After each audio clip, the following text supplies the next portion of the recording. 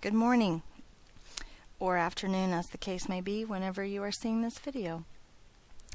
We're starting with combined transformations today. Apologize for not being here. Told some of you yesterday I'm at my instructional rounds today.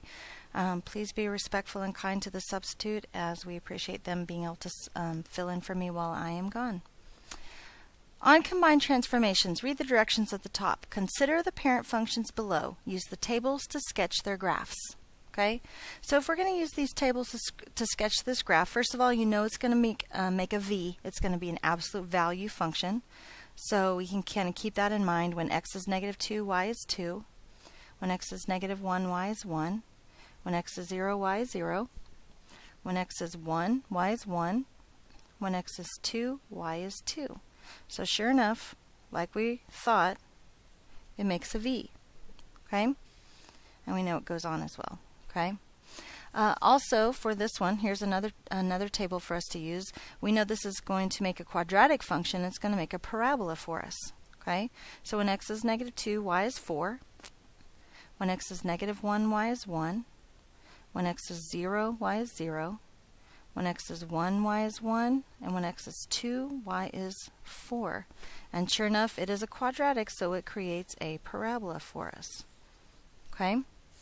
So we know how to transform these parent functions, similar to what we did yesterday. But what happens when two or more transformations are done to a parent function? Does the order in which the transformations are done matter? So here's a list of family members to these two parent functions. Okay, each of these functions in this column are a family member of the parent y equals the absolute value of x, because each of them contain an absolute value in their actual equations. These are family members of y equals x squared of the quadratic function, because there is a squared term in each one of these functions. Okay. Also notice these, like number 1, these are similar to each other. Number 2, these two are similar to each other. These two are similar to each other, and so on. Okay. On the pages that follow, you will be asked to do several things. First, predict how the graph of each transformed function will differ from the graph of its parent function.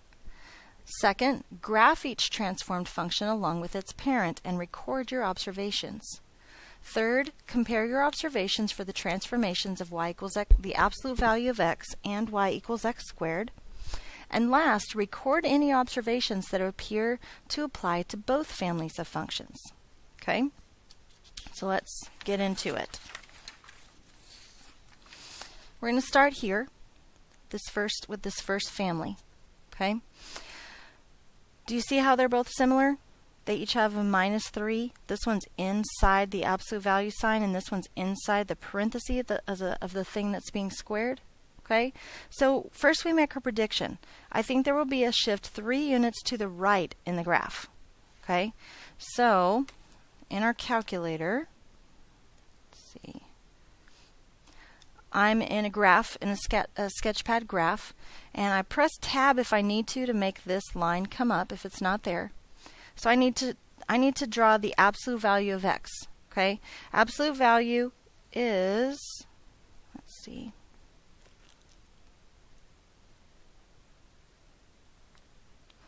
sorry about that. It is using this button right here. Does everybody see the one right beside the 9? Okay. I can choose the second one down here. So arrow down and press enter. And now it'll give me the absolute value signs. And right now I just need the absolute value of x. Okay. And I also want to press enter, or maybe I don't want to press enter. Oh, I see what I did.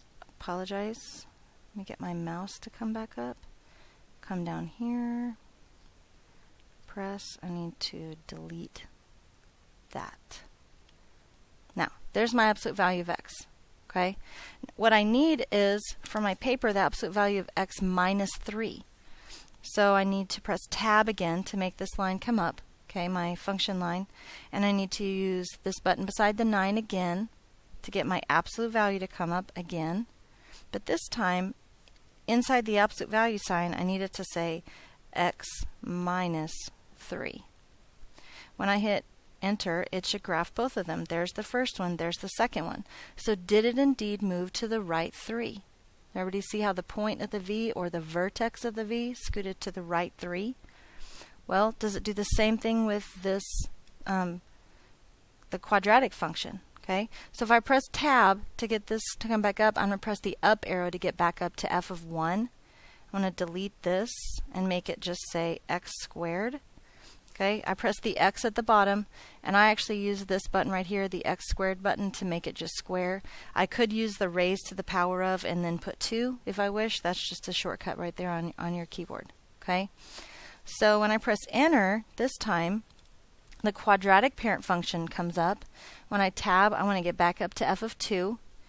I want to delete this one, and I want to put in open parentheses x minus 3, and then I want to write, see how it kind of, once you opened one, it already closed one for you? So I can right arrow to get out of it and hit squared. Okay? And then when I hit enter, it'll graph that one. Now, did this one also move to the right 3? As you can tell, yes, it did. Okay? So I know that one's already given to. I'm just kind of showing you here. We would transfer those two things to our graph here, and then we would answer these questions. What is the actual effect on the graph? Well, what was the actual effect on the graph? From the parent function, where did it move? The graph moved 3 units right. Okay? The second question is it common to both families? Did both families do the same thing? And the answer in this case is yes. Okay? So let's look at the second one. Take a minute and read through these two functions and make a prediction on where you think that'll move on the graph. I actually want you to write it down, so please write something down in the prediction box.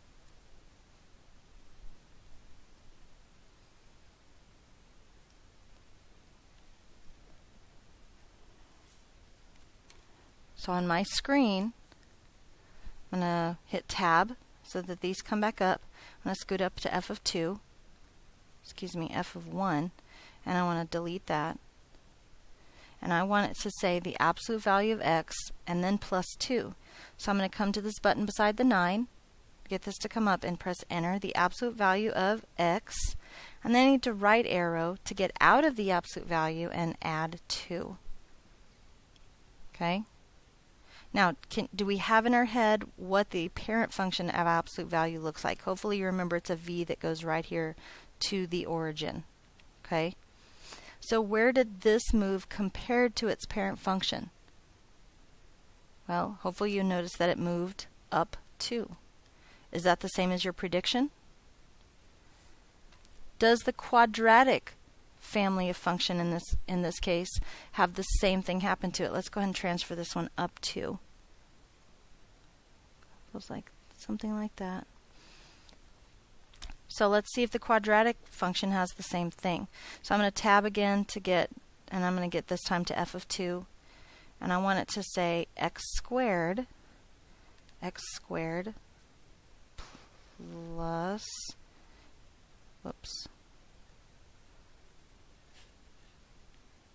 plus 2. And when I hit enter, does it indeed move up 2? And hopefully you see that it does.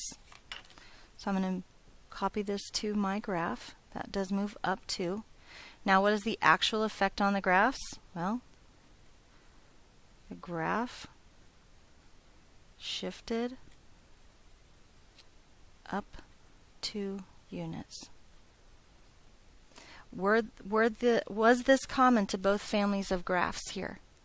And hopefully you see that yes, it was. Okay? Continue doing this page, these 2 problems here, and these 4 problems on the second page. Keep in mind you have to use a calculator for this, so you need to get through at least figuring out what the graphs look like. Make your prediction, figure out what the graphs look like, and you can always go back and do this right-hand column later, what's the actual effect on the graph. If you don't finish in class, you can actually do that at home later on. Hopefully you'll get finished in class, but that's really up to you. Okay? Keep in mind that on some of these, like this one on the bottom of the front page, there are multiple things going on here, so make sure that's part of your prediction. Make sure you're aware of that when you draw your graphs, and make sure that you write that here in the actual effect on the graph. Make sure you get all the parts of that. Okay? This second page, that you have today is called Single Transformation Summarize Your Findings. The very first thing I want you to do is kind of put an X through 7 and 8. Okay, we're really not going to focus on 7 and 8. These are not part of the things that I have to teach you this year, so we're not really going to focus on that. We're going to fill these in later on when I'm back with you. We will fill those in so you will know the effect on the parent function of those two things. But I would like you to do your best to, using your combined transformations page, seeing where things are inside or outside the function or outside of the function. See if you can figure out in your own words, or even using some good vocabulary words, what the effect on the parent is. Okay, we will go over this page when I get back on Wednesday. However, I will be looking to see if you made an attempt to fill this in when I check your homework on Wednesday as well. Okay, so please have these 6 blanks right here filled in. Please have the third page, all 4 of these filled in, and the bottom 2 on this page filled in.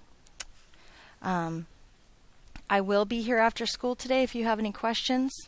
Otherwise, I thank you in advance for your behavior today. Have a wonderful day.